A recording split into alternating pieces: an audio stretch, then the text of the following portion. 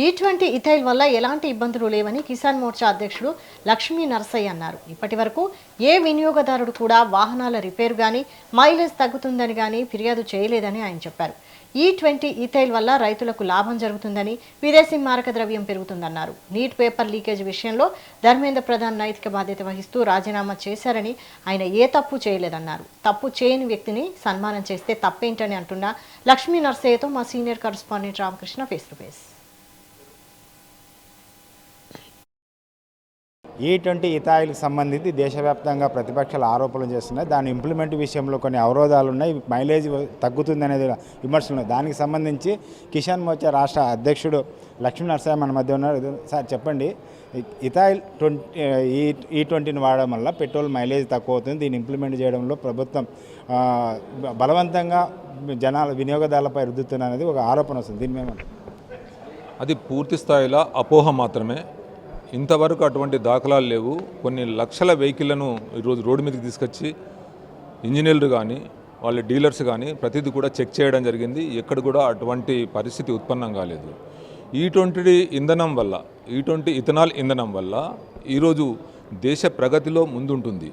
రైతులకు పూర్తి స్థాయిలో మేలు జరుగుతుంది. ఎందుకంటే ఈ ఇథనాల్ తయారు చేయడానికి ముడి చమురు ఏదైతే ఉంటుందో అది చెరుకు, ధాన్యము, వరి గడ్డి ఇటువంటి వ్యర్థ పదార్థాల నుండి ఇథనాల్ తయారవుతుంది.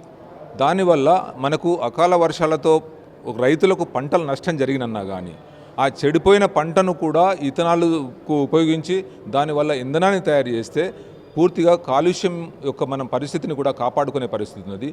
ఈరోజు CO2 ఏదైతే ఉందో ఈ కాలుష్యం పూర్తిగా నివారణ అయిపోయి దాదాపు గౌరవ ప్రధానమంత్రి నరేంద్ర మోదీ గారు ఏదైతే ఈ ఇథనాల్ ఇంధనాన్ని తీసుకురావడం జరిగిందో దానివల్ల ఇవాళ విదేశీ మారక ద్రవ్యం కూడా దాదాపు 30 నుంచి 40 వేల కోట్ల విదేశీ మారక ద్రవ్యం కూడా ఎందుకంటే అక్కడ క్రూడ్ ఆయిల్ని మనము దిగుమతి చేసుకొని ఇక్కడ ఇంధనాన్ని మనం తయారు చేసుకుంటాము. ఈ ఇథనాల్ వల్ల ఈ క్రూడ్ ఆయిల్ని మనం దిగుమతి కూడా తగ్గించుకోవడం జరిగింది.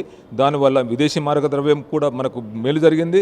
అదేవిధంగా ఈ చెరుకు ఫ్యాక్టరీలలో ఏదైతే షుగర్ ఫ్యాక్టరీలు ఉండదో షుగర్ ఫ్యాక్టరీలలో కూడా వాళ్ళకు ఈ ఇథనాల్ తయారు చేస్తున్నారు. షుగర్ ఫ్యాక్టరీలు కూడా ఇథనాల్ తయారు చేస్తాయి కాబట్టి ఆ వ్యర్థంతో వాళ్ళకు షుగర్ ఫ్యాక్టరీలకు కూడా గవర్నమెంట్ ద్వారా పూర్తి స్థాయిలో రైతులకు లాభం చేకూర్చే విధంగా ఫండ్స్ రావడం వల్ల ఈరోజు రైతులైతే బకాయి పడ్డారో, అయితే రైతులకు బకాయి పడ్డ షుగర్ ఫ్యాక్టరీలు ఉన్నాయో ఆ షుగర్ ఫ్యాక్టరీలు కూడా రైతులకు పేమెంట్లు చేయడం జరుగుతుంది.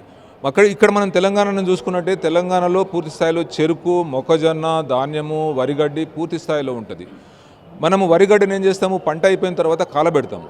దానివల్ల ఆ కాలుష్యం, ఆ పొగతోను కూడా పూర్తిగా కాలుష్యం అయిపోతుంది ఆకాశం అంతా. అటువంటి కాలుష్యం కాకుండా ఈరోజు ఆ వ్యర్థ పదార్థాలు గడ్డి ద్వారా కానీ, అదేవిధంగా చెడిపోయిన ధాన్యం వల్ల కానీ, మొక్కజొన్న వల్ల కానీ, చెరుకు రసం వల్ల కానీ, చెరుకు పిప్పి వల్ల కానీ ఈరోజు ఇథనాల్ తయారు చేయడానికి గౌరవ ప్రధానమంత్రి నరేంద్ర మోదీ గారు తీసుకొచ్చిన ఈ స్కీమ్ ఏదైతుందో దానివల్ల 2 రకాలుగా ఉపయోగపడుతుంది. అంటే మనకు చెడిపోయిన పంటలు చెడిపోకుండా, పంటలు ఏదైతే ఇబ్బందికరంగా రైతులకు ఉంటాయో దానివల్ల రైతులకు లాభం చేకూరుతుంది. అదేవిధంగా దేశ ప్రగతికి కూడా మనకు ఇవి ఉపయోగపడుతుంది. కాబట్టి ఈ20 అనేది ఇంధనం అనేది పూర్తి స్థాయిలో జెన్యూను. ఎక్కడ కూడా దానివల్ల ప్రజలకు నష్టం జరిగేది ఏమీ లేదు.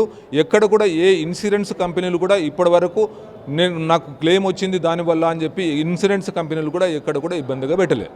అయితే మీరు బాగుంది, మంచిగా రైతులకు మేలు చేస్తుంది అంటారు. మళ్ళీ ఇంప్లిమెంట్ చేసేటప్పుడు ప్రతిపక్షాలు కానీ ప్రజల్లో అవగాహన కల్పించడాన్ని ఎందుకు జనాల్లోకి చెప్పడం, దానికి మెప్పించలేకపోయారు? లేకుంటే వాటిపైన వస్తున్న ఆరోపణలు కానీ దానికి సంబంధించి ప్రభుత్వం ఎందుకు సమాధానం చెప్పారు? గౌరవ ప్రధానమంత్రి నరేంద్ర మోదీ గారు గత 12 సంవత్సరాలుగా దేశాన్ని ఎంతో ప్రగతి రూపంలో తీసుకుపోవడం జరిగింది.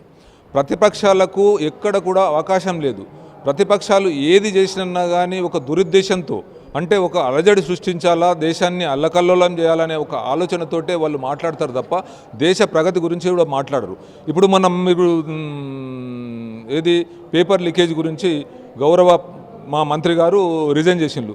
రిజైన్ చేసిన తర్వాత దానికి వ్యతిరేకంగా ఏదైతే చట్టం తీసుకురావడం జరిగిందో, అంటే ఇక ముందు కూడా ఎవరైనా అటువంటి లీకేజీలు తీసుకొస్తే మంచి పెద్ద ఎత్తున శిక్షలు ఉండాలని చెప్పి మా గౌరవ ప్రధానమంత్రి కేంద్ర ప్రభుత్వం తీసుకురావడం జరిగితే దానికి కూడా వాళ్ళు అపోజ్ చేయడం జరుగుతున్నది. అంటే వీళ్ళకు విపక్షాలకు పూర్తి స్థాయిలో అవగాహన లేక ఏదైతే ఇథాయిల్ 20 ఆయిల్ ఇథాయిల్ ఇంధనం ఏదైతే ఉందో దానికి సంబంధించి ఎలాంటి పొరపాటు లేదు, అది మంచిగానే ఉంది. ఎక్కడ మా మైలేజ్ కానీ మిగతా విషయాల్లో కూడా ఏం జరగడం లేదు, మొత్తం బాగానే ఉంది. అదేవిధంగా ఏదైతే నీట్ పేపర్ లీకేజ్ విషయంలో ధర్మేంద్ర ప్రధాన్ రాజీనామా చేసిన అనంతరం జరుగుతున్న ఏదైతే సన్మాన సత్కారం ఉందో ఆయన ఏ తప్పు చేయలేదు, ఆయన నైతికత బాధ్యత వచ్చి రాజీనామా చేశాడు కాబట్టి అందరూ సత్కారాలు సన్మానాలు చేయడంలో తప్పు లేదని లక్ష్మీ నరసయ్య చెప్తున్నాడు. కెమెరామెన్ జయకృష్ణతో రామకృష్ణ, మెట్రో టీవీ, హైదరాబాద్.